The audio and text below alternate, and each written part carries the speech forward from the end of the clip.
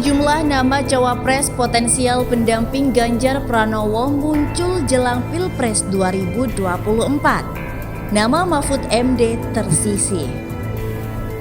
Jelang Pilpres 2024, nama pendamping cawapres Ganjar Pranowo masih belum diumumkan. Diketahui Ganjar Pranowo telah diumumkan menjadi capres sejak April 2023 lalu. Sejumlah parpol seperti P3, Perindo dan Hanura sepakat melakukan kerjasama politik dengan PDI Perjuangan untuk mengusung Ganjar Pranowo.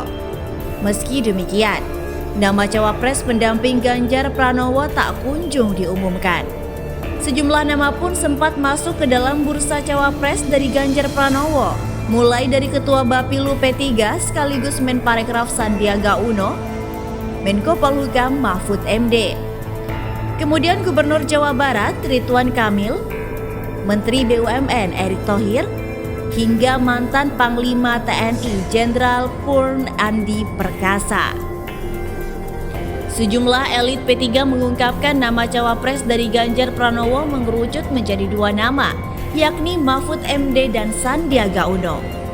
Walau demikian, nama Mahfud MD rupanya tidak masuk dalam daftar cawapres potensial hasil survei terkini. Terbaru, hasil survei dari Indikator Politik Indonesia menunjukkan nama-nama yang berpotensi menjadi cawapres dari Ganjar Pranowo. Hal itu didasarkan pada tingkat elektabilitas jelang Pilpres 2024. Dilansir dari tribunnews.com, Direktur Eksekutif Indikator Politik Indonesia Burhanuddin Muhtadi mengungkapkan hal tersebut dalam paparan hasil survei yang disiarkan secara daring pada Sabtu 30 September 2023. Dia mengakui ada perubahan hasil survei cawapres terkini bila dibandingkan dengan hasil survei terdahulu. Sebelumnya kami temukan Erick Thohir menempati peringkat pertama. Di survei terakhir kami Erick disalib oleh Ridwan Kamil, kata Burhanuddin. Dalam survei tersebut, Indikator Politik Indonesia melempar 19 nama yang dinilai paling pantas menjadi cawapres.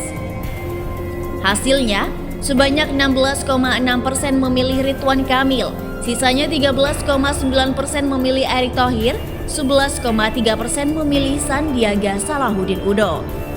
Merujuk hasil survei tersebut, Ridwan Kamil juga mengungguli Agus Harimurti Yudhoyono, Gibran Rakabuming Raka, Muhammad Mahfud MD, serta Hovifah Indar Parawansa.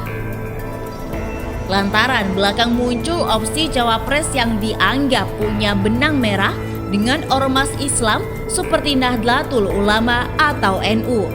Indikator Politik Indonesia turut memotret suara masyarakat yang berlatar belakang ormas Islam. Burhanuddin pun menyebut NU mendominasi suara masyarakat yang merasa berada dalam keluarga besar ormas Islam di Indonesia dengan angkanya mencapai 45,5%. Saat ditanya siapa figur yang paling pantas menjadi cawapres, sebagian besar di antara mereka menjawab Ridwan Kamil. Burhanuddin menegaskan, jawaban tersebut memang bisa jadi tidak sama dengan pandangan elit atau pihak-pihak yang mengklaim menjadi representasi NU. Jadi berbeda dengan klaim elit. Pendukung NU yang menjatuhkan pilihan kepada Ridwan Kamil itu cukup besar, 18,3%. Ucap dia. Di bawahnya ada nama Erick Thohir dengan raihan hasil survei pada angka 15,6%. Berbeda dengan Erick yang punya kaitan dengan NU, lantaran sudah menjadi bagian Banser.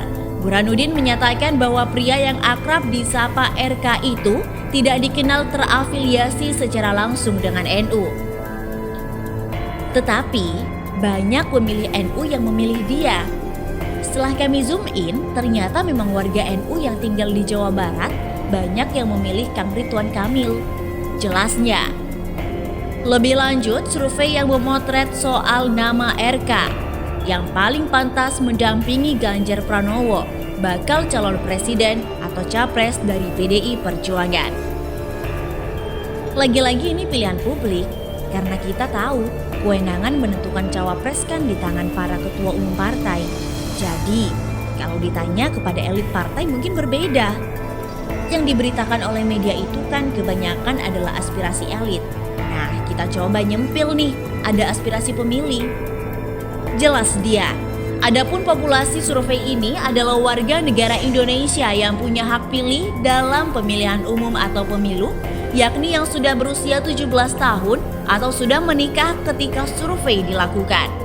Penarikan sampel menggunakan metode multi-stage random sampling. Dalam survei ini jumlah sampel basis sebanyak 1.200 orang yang berasal dari seluruh provinsi yang terdistribusi secara proporsional. Kemudian dilakukan oversample di 10 provinsi yakni Sumatera Utara, DKI Jakarta, Jawa Barat, Jawa Tengah, Jawa Timur, dan Banten. Masing-masing menjadi 400 responden dengan margin of error atau MOE sekitar 5% pada tingkat kepercayaan 95%.